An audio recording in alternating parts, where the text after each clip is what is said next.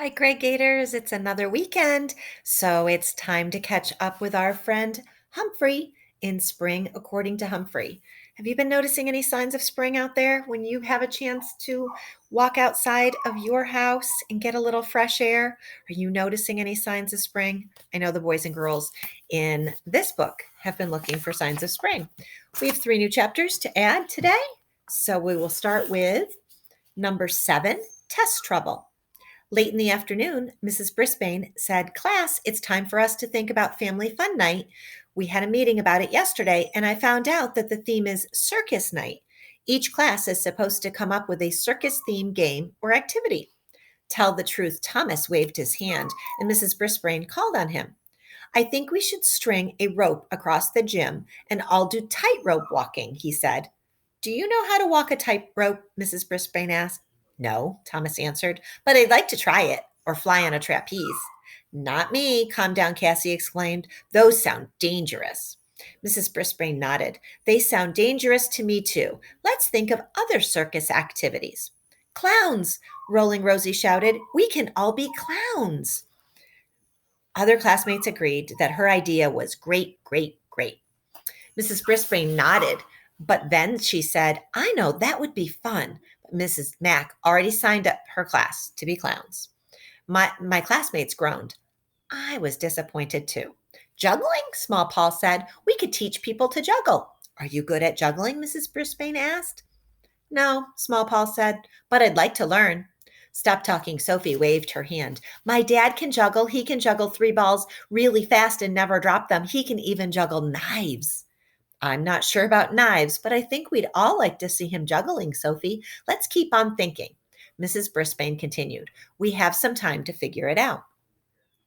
I kept on thinking long after my friends had left room 26 for the day. Once Longfellow School was empty, I opened my lock that doesn't lock and hurried out of the room to visit Gigi.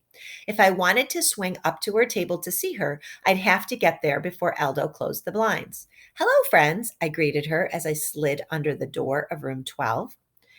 "Humphrey," she answered, "I was hoping you'd come. I have some questions." I swung my way up to the table and hurried over to her cage. It was still light outside, so I could see her better than I could during the winter. I was very impressed with her dark brown fur coat. It wasn't golden, but it was shiny, shiny, shiny. "Did you hear about Family Fun Night?" she asked. "We're going to be clowns." "I know," I answered. My friends were disappointed. They wanted to be clowns too. Gigi shook her head. "I don't think I'll make a very good clown." "Of course you will," I said. "Just act silly." Gigi went silent before she finally said, "I'm not sure guinea pigs are silly." I wasn't sure either. "Ms. Mack will help you. She always does." Gigi cheered up a little. "That's right. She'll help. What is your classroom doing?" I explained that we were still trying to decide. "But I wanted to tell you about our signs of spring," I said. Gigi listened carefully as I told her about the specks who were now swimming. "Wow," she said. "They sound strange and amazing." Amazing. There was that word again. "I'm worried about Og," I explained. "He's so quiet." "Maybe he's remembering when he was a tadpole. Maybe he had tadpole brothers and sisters that he misses," Gigi suggested. I hadn't thought about that at all. She might be young, but Gigi was pretty smart. The sun was beginning to set, and I knew that Gigi was ready to go to bed. Also, Eldo would start his cleaning round soon, and the last thing I wanted was to be caught outside of my cage. "You've been very helpful," I told Gigi as I slid down the table leg and raced toward the door. "Thanks." "Thank you, Humphrey," she answered. "Come back soon." When I returned to room 26, I told Og about my visit to see Gigi, but he was still unusually quiet. Before I opened my cage door, I glanced at the swimming specks. "Good night, Specs," I said. The next day, Joey told the class, "I've been reading the book that came with the tadpoles. They have breathing gills like fish, but skin will grow over them, and then, after a while, they'll grow legs." He held up a bag. "These tadpoles came with food, but if they were living in a pond, they would eat algae." "Ew," Kelsey said. "It's natural," Joey said. "I don't think it's ew. It's kind of wonderful." "I agree, Joey," Mrs. Brisbane said. I heard a groan from across the room. What is it, Nicole? Mrs. Brisbane asked. I want to see their legs today, Nicole complained. Nicole doesn't like to wait. I guess that's why I call her Not Now Nicole. But it will be fascinating to watch each stage, Mrs. Brisbane said. My teacher was almost always right, but this time I wasn't sure. When Aldo turned on the lights that night, he was strangely quiet. He didn't say, Never fear, 'cause Aldo's here, or How are you, my favorite friends? He just pushed his cart into the room and started sweeping. Once he stopped to yawn loudly. Sorry, guys, I've been studying for 2 tests tomorrow. These are the big ones, he said, and I have a history paper due. You can do it, Aldo, I said. He laughed. Thanks for the encouragement, Humphrey. I looked over at the tadpole swimming round and round in circles until my tummy started to hurt. Aldo swept faster and faster, but he suddenly stopped when he reached Mrs. Brisbane's desk. What's this? He said as he stared at the desktop. What? I squeaked. Aldo picked up an envelope. It has my name on it. He had a puzzled look on his face as he opened the envelope and took out a piece of paper. He stared at it for a few seconds. Then he said, Wow. What's the wow? I asked. Thank you, Mrs. Brisbane, he said. He stared at the paper some more and shook his head. Wow. After a while, he came over to our table and I said, I just want you to know that Mrs. Brisbane is the nicest human being on earth. I couldn't agree more, I squeaked. Aldo was smiling as he left. I was happy for him, but sorry that he'd taken the piece of paper with him. I had no idea what Mrs. Brisbane had written. Much later, after Aldo's car left the parking lot, I took my notebook and tried to think about circus activities for family fun night. I thought and thought, but I didn't write anything down. I was still thinking about the envelope Mrs. Brisbane had left for Aldo. Og, I asked my neighbor, do you know anything about circuses? Actually, I was surprised when he replied with a loud boing. It was the first sound I'd heard coming from him in days. At least he hadn't lost his voice. I think there are funny people dressed as clowns, I said, and maybe tightrope walkers, but what else? Og dived off a rock into the water side of his tank and began to splash. Animals, I said. I think animals perform, like elephants and tigers and leopards. I stopped cold and glanced at the aquarium. Joey had told me the specks would turn into leopard frogs. Oh, I said. Do you remember? The specks? I mean, tadpoles will be leopard frogs. Og splashed like crazy. I raced to the far side of my cage to avoid the water. Hamsters don't like to be wet. But you'll still be the only green frog in room 26, I squeaked. The splashing didn't stop. Mrs. Brisbane had told us that Og was a green frog called Arana clementans. It was a fancy name for a plain old frog, I thought. Of course. I think green frogs are the nicest, I said. Just wanted you to know. Og stopped splashing and floated in the water. At least he'd calmed down. I'm sure our friends will come up with a great idea for family fun night, I said. They are unsqueakably smart. Boing, he agreed. It was the first time he had agreed with me in a while. Since Og seemed calmer, I opened my lock that doesn't lock and scurried over to his tank. Og, do you remember being a tadpole? I asked. It was a very personal question, but I needed to know. Og didn't answer. Not a boing, not a splash. He didn't even look at me. He acted very strangely, even for him. What's wrong? I asked. I'm worried about you. I think he nodded his head a little bit. Look, I squeaked. It doesn't bother me that you were once a tadpole. It doesn't bother me at all. I crossed my toes because what I said wasn't exactly true. Like Joey said, it's kind of wonderful, I added, even though I still wasn't sure about that. I crossed my toes harder. Boing, Og replied. He didn't make another sound the whole night. In the morning, all my friends entered room 26 and ran straight to the aquarium to see if the tadpoles had grown. Slow down, Simon groaned when he got there. They haven't changed a bit. It's going to take a while, Joey reminded him. Simon groaned again.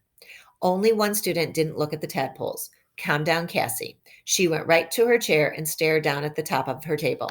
Once class began, Mrs. Brisbane said, I know you all studied last night, so why don't we take the math test now and get it out of the way? There were groans. There always were when our teacher said the word test. Now, do it now, Daniel asked. Mrs. Brisbane smiled nicely and said, "Yes." Soon my friends were bent over their papers, scribbling away, all except Cassie. She stared at the paper with her arms wrapped around her middle. Cassie stared and stared, but she didn't even pick up her pencil. Mrs. Brisbane noticed, and she walked to Cassie's desk. "Is something wrong?" she asked. Cassie didn't look up. She mumbled something about her stomach hurting. Mrs. Brisbane leaned down and whispered something I couldn't hear. Cassie shook her head. I thought she might even cry. Our teacher told Cassie to go to the nurse's office, where she could lie down. As soon as she left, "Stop talking," Sophie asked. "Where's she going?" Mrs. Brisbane explained that Cassie didn't feel well. "She never feels well when we take a test," Daniel grumbled. Then he grabbed his stomach and said, "Ow, my stomach." "That's enough, Daniel," Mrs. Brisbane said. "I'll speak to you later. Now, no more talking during the test."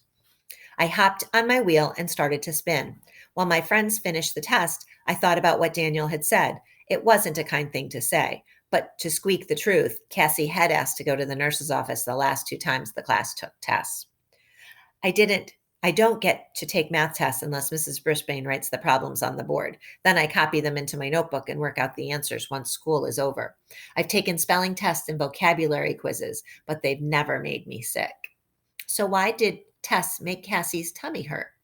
When the test was over and the bell rang for recess, all of my classmates raced out of room 26, except for Daniel. Mrs. Brisbane asked him to stay. "That was a very rude thing to say about Cassie," Mrs. Brisbane told him. "But it's true," Daniel said. "She just says her stomach hurts to get out of taking tests." "You don't know that," Mrs. Brisbane said. "Some people get very anxious about taking tests, and that might make her stomach hurt. But Daniel, it's none of your business. Cassie and I will discuss it in private." "Okay," Daniel said. "I won't say anything again." "Thanks," Mrs. Brisbane replied. "I expect you to keep your word." She excused him and he hurried out the door. It wasn't long before Cassie returned to room 26. "Feeling better?" Mrs. Brisbane asked. Cassie whispered, "A little bit." Mrs. Brisbane asked her to sit down.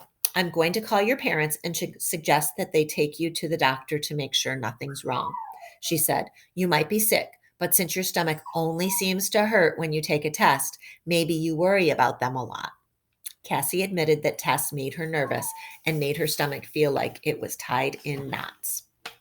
"If that's the case, we need to work on ways to make you less worried about tests," Mrs. Brisbane said. "Your grades are fine. You know the material. Why do you worry so much?" Cassie hung her head softly and said, "It's just, I don't want to disappoint my parents." "I don't think you'd disappoint them if you got a few answers wrong now and then," Mrs. Brisbane said. "They'd still love you, don't you think?" Cassie slowly nodded. "Sometimes we learn more from our mistakes than our successes," Mrs. Brisbane suggested. "I'd certainly learned what not to do with the blinds cord when I made a mistake." Then Mrs. Brisbane taught her a little trick. "The next time you feel your stomach knotting up, take some long, slow breaths like this." Mrs. Brisbane took a very long breath in, held it, and then slowly let the air out. "Let's try it together," she said. "Yes, let's," I squeaked. Mrs. Brisbane and Cassie tried the breathing together, and I did too. "Breathe in slowly," Mrs. Brisbane said. "Hold and slowly breathe out." I was amazed that I felt relaxed and calm after a couple of breaths. "Does that make you feel a little better?" Mrs. Brisbane asked. "Yes," I squeaked. Cassie nodded. "Why don't you stay in for recess and take the test?" Mrs. Brisbane suggested. "You might feel calmer if the other students aren't here." Cassie did a lot of deep breathing as she took the test later in the day. I breathed along with her just to help her feel better. I felt better too. "I hope it wasn't as bad as you'd expected," Mrs. Brisbane said when Cassie turned to her test. "It wasn't," Cassie said, and then she smiled. "Whew!" Humphrey's spring things. Spring's full of flowers and all the rest, but spring can also put you to the test. Chapter 8, The Big Break. You'd think by now my job as a classroom hamster would have taught me what to expect in the classroom. But still, I was often caught off guard by humans and their behavior, especially that Friday. Friday is always the day of the week when I go home with one of my classmates for the weekend. I have fun, fun, fun, and I get to learn even more about my human friends. But instead of revealing who would take me home for the weekend, Mrs. Brisbane made a surprising announcement. Class, I'm going to be taking Humphrey and Og home for spring break. Joey is taking the tadpoles to his house for the week, she said. The week? I squeaked. Don't you mean the weekend? I'm not giving you any homework over spring break, she continued, but I want you to bring in more signs of spring. I think you'll find a lot of them. And then when we get back, we'll make a plan for family fun night and start a great new project. I still like the tightrope idea, tell the truth, Thomas said. I might even try it over spring break. Some of my friends laughed, but not me. I can't figure out why they call it spring break, I squeaked. What's broken about spring? No one answered. My friends seemed extra excited for the bell to ring at the end of the day, but I was extra confused. Don't get me wrong, I love, love, love going home with Mrs. Brisbane and spending time with her and her husband, Burr. And it's nice, nice, nice that Og would get to come with me. I thought he needed a break from the tadpoles. But I wondered what my friends would do over spring break. Even more, I wondered what would happen with Joey's tadpoles. Would they grow legs and arms and heads? Up to now, I hadn't seen much progress. It didn't matter what I wondered, because at the end of the day, Mrs. Brisbane brought my cage out to her car. Mr. Morales carried out Og's tank. Sue, you are a wonder, he said. Caring for all of these animals takes a lot of work, but the children get so much out of having them in the classroom. I guess it does take a lot of work to care for animals, but as a classroom pet, let me say that it takes a lot of work to care for humans, too. In the end, all the work pays off because I help my friends and they help me. I like Mrs. Brisbane's house. It's painted a cheery shade of yellow, almost the color of a golden hamster like me, and has white shutters. Inside, she always has fresh flowers on the table, even when it's not spring. Bert, our house guests are here, she announced as she carried my cage through the front door. Mr. Brisbane rolled his wheelchair to the door and she put my cage on his lap. Welcome back, Humphrey, he said. You're just what we need for spring break. Thanks, I squeaked. After he put my cage on the large table in the living room, Mrs. Brisbane said, Let's get Og out of the car. Mr. Brisbane rolled his chair outside, and when he came back, he had Og's tank on his lap. He and Mrs. Brisbane set it on the table next to me. They're used to being together all the time, she said. Mr. Brisbane nodded. It's hard to understand, but somehow this hamster and this frog are truly friends. He is a very wise man, but recently I was having trouble connecting with my friend Og. Maybe a week at the Brisbane's house would help. What are your plans for the week? Burke asked his wife. Oh, I hope to sleep late every day, she said. Really? I couldn't imagine Mrs. Brisbane sleeping late. I'll have lunch with my friends and clean out a closet or two, she continued, but I also have to catch up on work. Mr. Brisbane took her hand. Do you have to, Sue? Mrs. Brisbane sighed. I really need to figure out what our class is doing for family fun night. The theme this year is circus, and I don't have a clue. Mr. Brisbane thought for a moment. You could be clowns.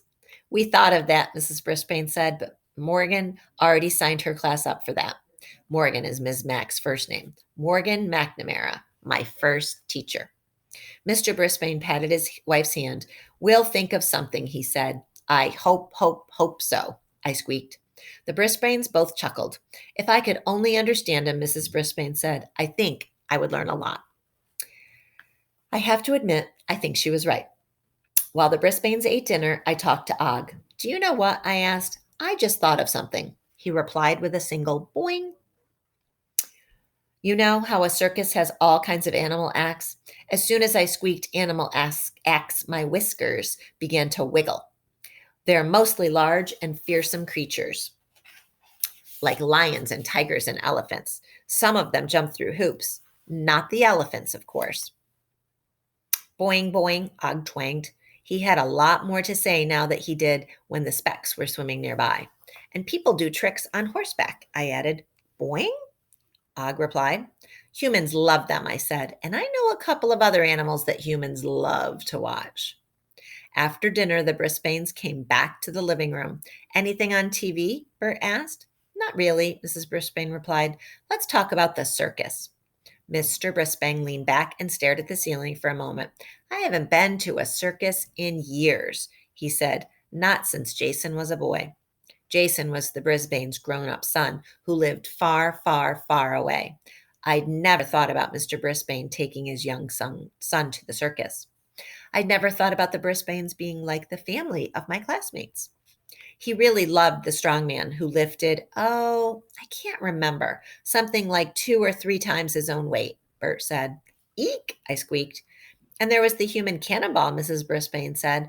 I saw that once when I was a girl. The man flew out of the cannon and landed in a net. Eek, eek, eek, I squeaked.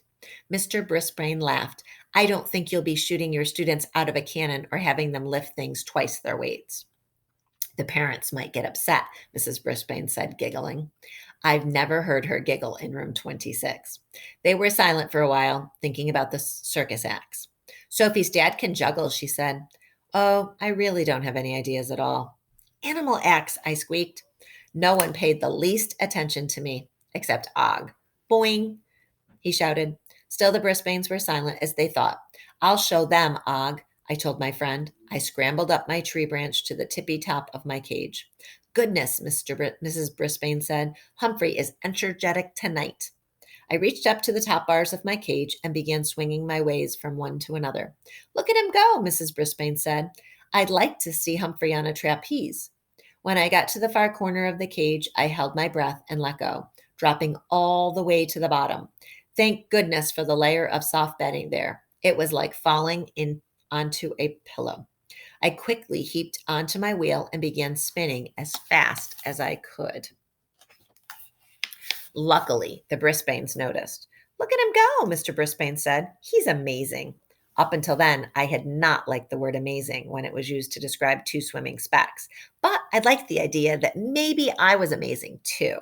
Mrs. Brisbane sat up and stared at me. Bert, circuses have animal acts. Of course, he said, but I don't think you'll be bringing an elephant to Longfellow School.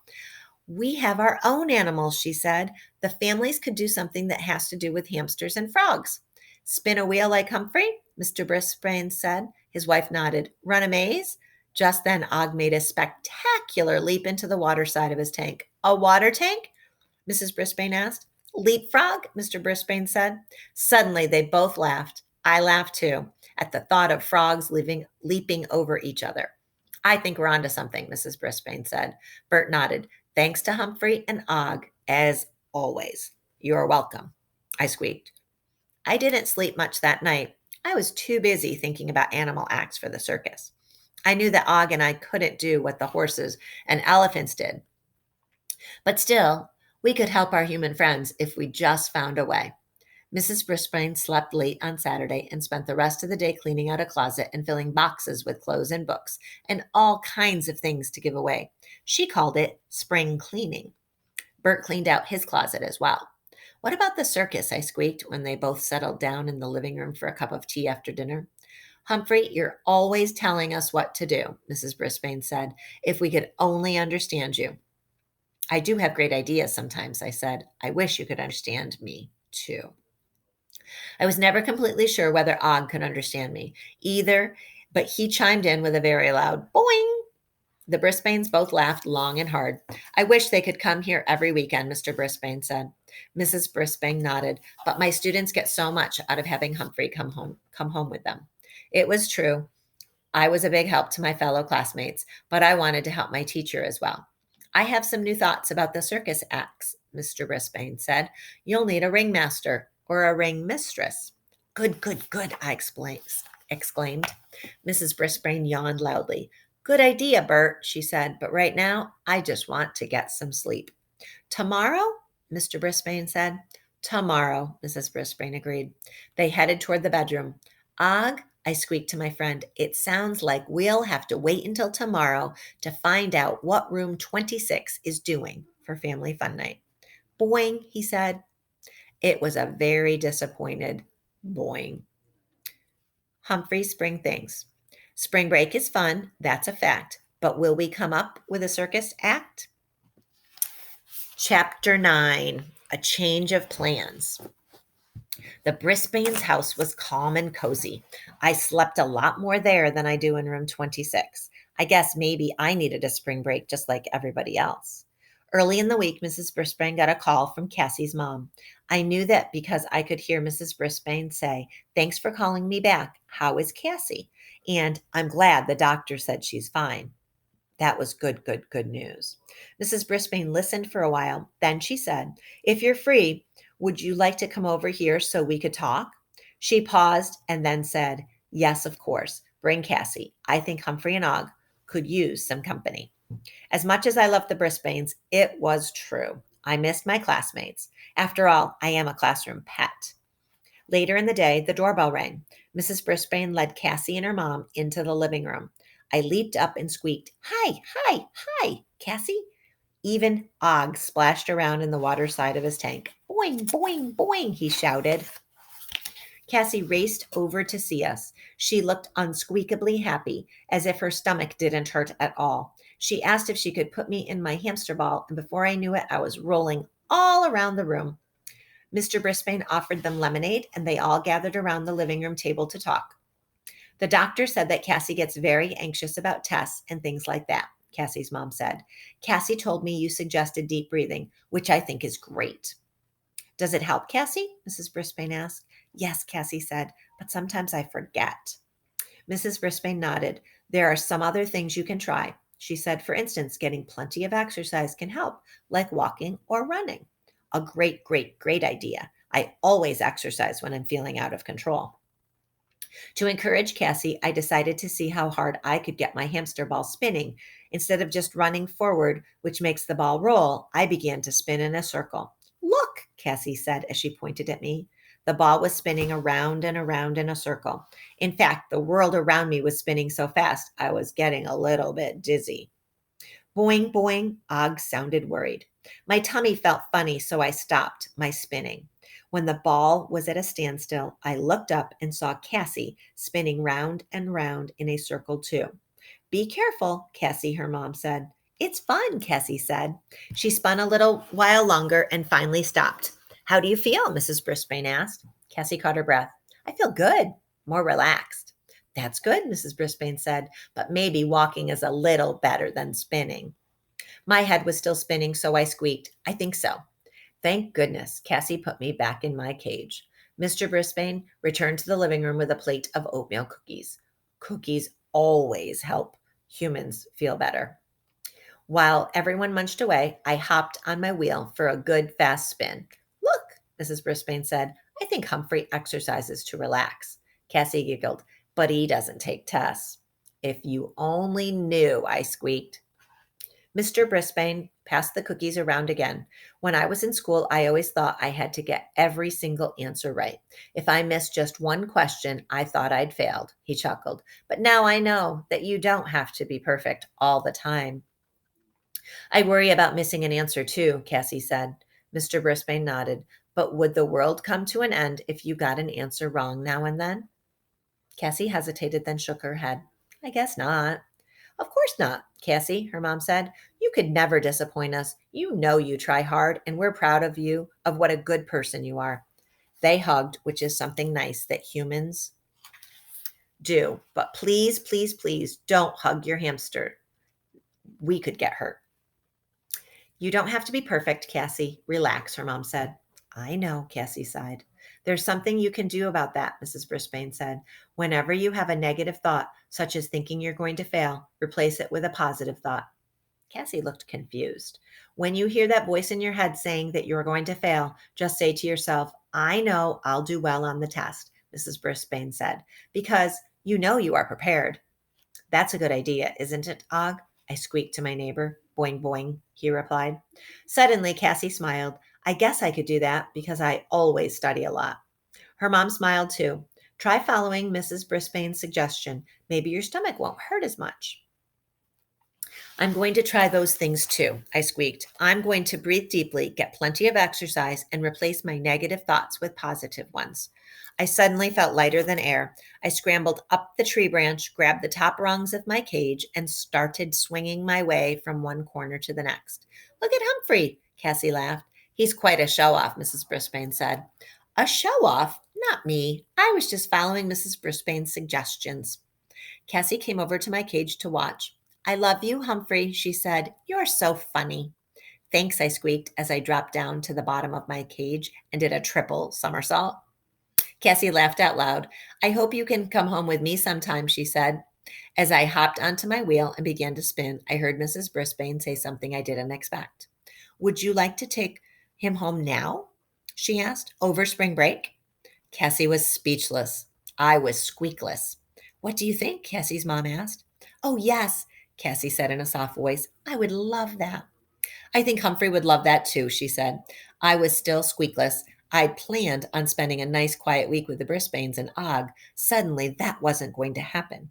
Do you know how to take care of him? Mrs. Brisbane asked. I have some instructions you can take with you. Cassie's hands were shaking. It's a big responsibility, her mom said. I want to, Cassie said, more than anything. Can Og come with us? Og hopped up and down. Boing, boing, he said. I think he wanted to go home with Cassie, too. Well, Mrs. Brisbane and I would be very lonely. Mr. Brisbane and I would be very lonely without one of the classroom pets, she said. Let's share. Cassie nodded, and before I knew it, her mom carried my cage out to the car. I barely had time to squeak so long, Og, on my way out. I did hear a distant boing. All of my friends are excited when I come visit their homes. So am I. But I don't think anyone was ever as excited to take me home as Cassie was. She was so excited she was swinging my cage a little too much for my wobbly tummy, but I understood. Where should I put him? She asked as she carried my cage through the door. In your room, I think, her mom said. I hope I can take good care of him. Cassie set my cage on her desk. You will, her mom said. You'll do a hamsterific job, I squeaked. Cassie got right to work, filling my water bottle and smoothing out my bedding. She straightened my wheel and gave me some vitamin drops, which are yummy. Later that night, her older sister, Cammie, came in to watch me spin on my wheel. I need to exercise too, Cassie said as she ran in place. Cammie joined her, and pretty soon the whole room was shaking. After dinner, Cassie got into her pajamas and came back to her room. Would you like me to read you a story? She asked. I love reading stories. I didn't know that, but I enjoyed listening to her read from her fairy tale book. The first story was about a little girl who was no bigger than a thumb. As a tiny hamster, I could understand how unsqueakably scary it can be to be so small, but it had a happy ending. Then she read a more disturbing story about a frog prince. A princess doesn't realize that the frog is a real prince until she finally kisses him and he turns back into a prince. Isn't that a happy ending? Cassie asked as she closed the book. I had nothing to say. The thought that Og could be a prince or that a princess would kiss him was disturbing. I love happy endings, Cassie said. Just then, her mom popped her head in the door. Time to go to sleep, she said. Did you brush your teeth? I did, Cassie said. Cassie's mom tucked her into bed and turned out the light. I'm so happy to have Humphrey here. I'm not sure if I can sleep, she said. Her mom suggested she try the breathing exercises Mrs. Brisbane had taught her.